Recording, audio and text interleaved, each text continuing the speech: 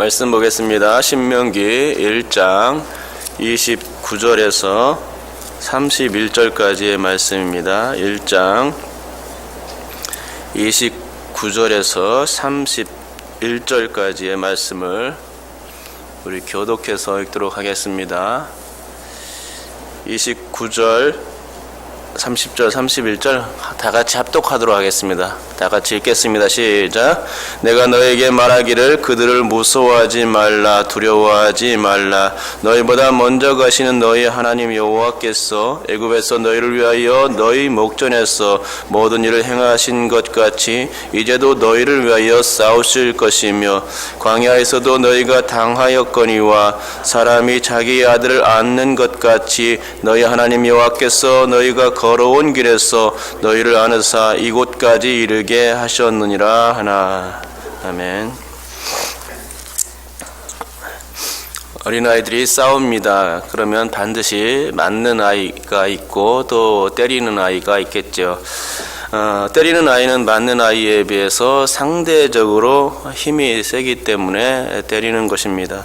그러기에 때리는 아이는 일방적으로 이기게 됩니다.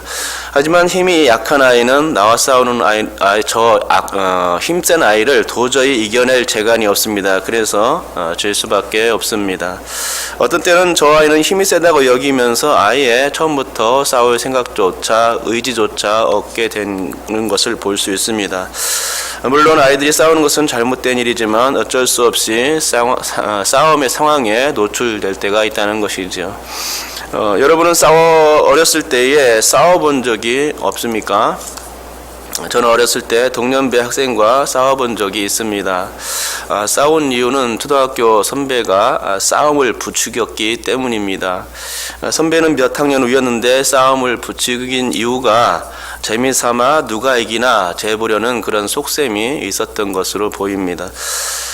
덕분에 저는 싸움에 휘말려 들어야만 했고 이유 없는 싸움을 싸워야 했습니다. 하지만 상대는 만만치 않았고 꼭 싸움닭 같았습니다. 결과가 어떻게 되었는지 잘 기억이 나질 않지만 제가 많이 밀렸던 것으로 기억됩니다. 고등학교 때 한 번은 불량 학생에게 일방적으로 맞은 적이 있습니다. 가방을 어깨에 들쳐매고 집에 가려고 버스를 기다리고 있는데 그 불량 학생이 나를 부르는 겁니다. 야, 너 거기에 이리 와봐 하면서 정류장 뒤편으로 부르더니만 나보고 껄렁하다며 앞차기 뒤차기를 해가면서 저를 때렸습니다. 걔는 제가 가방을 들쳐맨 모습이 마치 깡패, 건달 같아 보였던 것입니다. 그래서 제가 깡패면서 저한테 깡패 행세한다며 핀잔 주고 때린 것이지요. 그래서 그때 저는 맞짱을 뜨고 싶었지만 꼭 참았습니다. 그 이유는 벌써 그런 아이들은 불량 서클에 몸을 담고 있기 때문에 그를 때린다고 하면은 나중에 이제 보복이 이제 두려운 겁니다. 그래서 한마디 말도 못하고 일방적으로 그때 맞아야만 하고 또 당해야만 했던 적이 있습니다. 인생을 살다 보면 저와 같이 육적인 싸움은 아닐지라도 싸움에 밀리는 적이 있고 또 일방적으로 맞고 당하고 두려움에 떨어야만 할 때가 있는 것입니다. 그때 누가 힘이 되어줄 사람이 있다면 참으로 좋겠건만 곁에 누가 없을 때는 너무나도 힘들고 또 그냥 당해야 하는 상황이 되는 것이죠. 형이나 누나 혹은 아빠, 힘센 아빠가 옆에 계시다면 제 아무리 힘센 아이가 나에게 덤벼든다 해도 두렵지 않은 것입니다. 왜 그렇습니까? 힘센 아빠가 나의 든든한 보호자로, 나의 형과 누님이 든든한 보호자로 옆에 있기 때문입니다. 아빠만 있으면 나 혼자는 저 아이를 이기지 못해도 단지 아빠가 계시다는 이유만으로도 나는 큰 소리 뻥뻥 칠 수 있는 상황이 되는 것입니다. 그게 바로 아빠의 힘입니다. 지금 모세가 바로 그런 이야기를 들려주고 있는 것입니다. 우리 하나님 아버지의 힘이 어떤 것인지를 알려주고 있는 것이죠. 모세는 출애굽 이스라엘들에게 교훈합니다. 얘들아, 너희 조상들이 왜 가나안 정복에 실패했는지 아니? 그것은 두려움 때문이었어. 너희 조상들이 가나안 정복에 실패한 이유를 자세하게 들려주고 있는 것이죠. 모세는 가나안 정복이 왜 실패할 수 밖에 없었는지 그 이유를 정확히 알고 있었습니다. 29절에 나와 있죠. 우리 다 같이 한번 29절을 한 목소리로 읽겠습니다. 시작. 내가 너에게 말하기를 그들을 무서워하지 말라, 두려워하지 말라. 무서움과 두려움이 엄습했습니다. 그 엄습할 때 모든 담력과 용기는 물이 될 수가 있습니다. 한번 다잡은 마음이 무너지는 것은 마음의 문제에서부터 오는 것이지요. 마음의 중심이 무엇을 잡고 있는가가 매우 중요한데 그 마음의 중심이 흐트러지니까 약간의 어려움이 와도 그것을 너무나 크게 확장해서 생각해버리고 그래서 두려움이 생기고 그것 때문에 무너지고 마는 것입니다. 여러분, 기독교인들이 마음이 불안해지고 약해질 때에 가장 먼저 생각해야 하는 것이 무엇입니까? 기독교인들이 인생의 두려움의 앞에서 가장 먼저 생각해야 하는 것은 하나님입니다. 나를 그토록 사랑하시는 하나님을 먼저 떠올리는 것입니다. 나는 쓰러질 수밖에 없고 나는 두려움에 떠는 존재이지만 하나님은 그렇지 않다는 것이죠. 하나님은 전능하신 하나님이십니다. 모든 것을 다 하시며 모든 것을 다 하실 수 있는 분이십니다. 하나님은 인생의 길을 지도하실 수 있는 분이시고 우리를 의의 길, 선한 길로 이끌어 주실 수 있는 분이시죠. 푸른 초장과 물가로 인도하시는 분이 우리가 자랑하고 그토록 높여드리고 있는 우리 하나님 그분이신 것입니다. 모세는 알고 있었습니다. 하나님이 어떤 분이신지 모세는 알고 있었죠. 모세는 출애굽 1세대들의 문제점이 무엇인지 분명히 알고 있었을 뿐만 아니라 그 해결점까지도 파악하고 있었던 것을 보게 됩니다. 곧 이스라엘 백성들이 가데스 바나에서 가나안 정복을 앞두고 하나님을 원망하고 말씀을 거역하게 된 원인이 두려움이었음을 간파할 수 있었던 것입니다.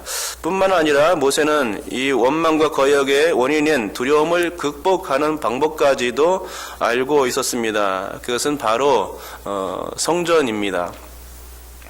제가 여기서 말하는 이 성전은 성령의 전을 가리키는 것이 아니죠. 그게 아니라 한자로 말하면 거룩할 성과 싸울 전을 써서 거룩한 전쟁을 말하는 것입니다. 여러분, 거룩한 전쟁이 있습니다. 이것은 하나님께서 믿는 자들을 위해서 싸워주시는 용사라는 뜻이죠. 우리에게는 우리보다 앞서 가셔서 우리를 위해서 싸워주시는 하나님이 계시다는 사실입니다. 그러니까 모세는 그 전쟁의 용사 대신 즉 성전 대신 하나님을 앞세워서 두려움의 문제를 해결할 수 있음을 설교했던 것입니다. 우리를 위해서 대신 싸워주실 하나님이 계시니까 두려워할 필요가 없다라고 설교하고 있는 것입니다. 그게 모세의 설교의 골자입니다. 우리 다 같이 30절 한번 읽어보겠습니다. 30절 읽겠습니다. 시작. 너희보다 먼저 가시는 너희의 하나님 여호와께서 애굽에서 너희를 위하여 너희 목전에서 모든 일을 행하신 것 같이 이제도 너희를 위하여 싸우실 것이며, 성전 되신 하나님께서 여기에 등장하고 있죠. 우리를 위해서, 너희를 위해서 싸워주시는 하나님, 그 하나님이 여기에 등장하고 있습니다. 이 말씀에서 모세는 하나님을 소개하고 있는데 그것은 첫째로 너희보다 먼저 가시는 하나님이라고 소개하고 있습니다. 먼저 가신다는 것은 장소적인 문제와 시간적인 문제, 이 모두에 해당합니다. 즉 하나님은 우리보다 먼저 앞서 가셔서 우리가 갈 그 장소에 있을 그 모든 어려운 문제를 먼저 해결해 주시는 분이라는 사실입니다. 또한 시간적인 면으로 볼 때에도 우리가 갈 수 없는 미래까지 내다보시고 그 모든 미래의 문제까지도 열어줄 수 있는 분이 하나님이심을 바로 이 말씀이 가르쳐 주고 있는 것입니다.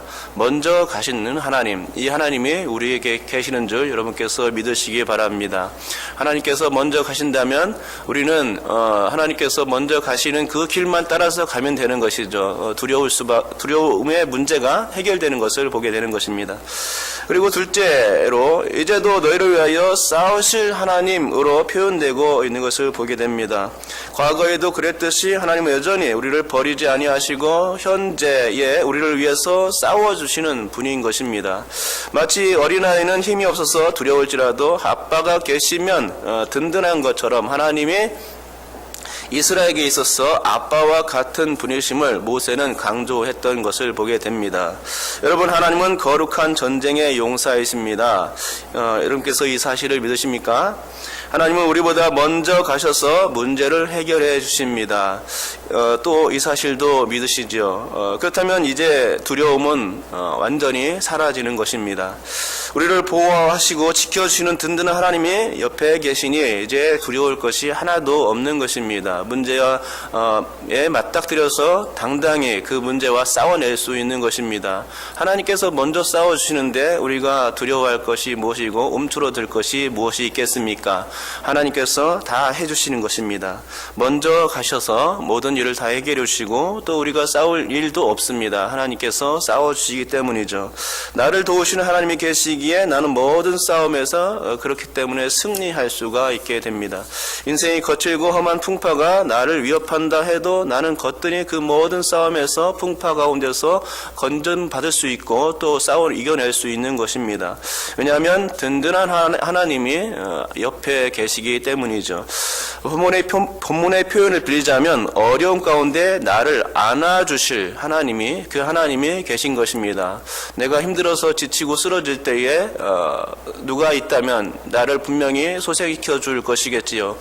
그러나 옆에 누가 없다면 나는 일어설 수가 없는 것입니다. 그러나 내가 쓰러질 때 그때 나를 부축해 안아줄 수 있는 분이 바로 옆에 계시는데 그분이 바로 하나님이시라는 사실입니다. 여러분께서 이 사실을 믿으시기 바랍니다.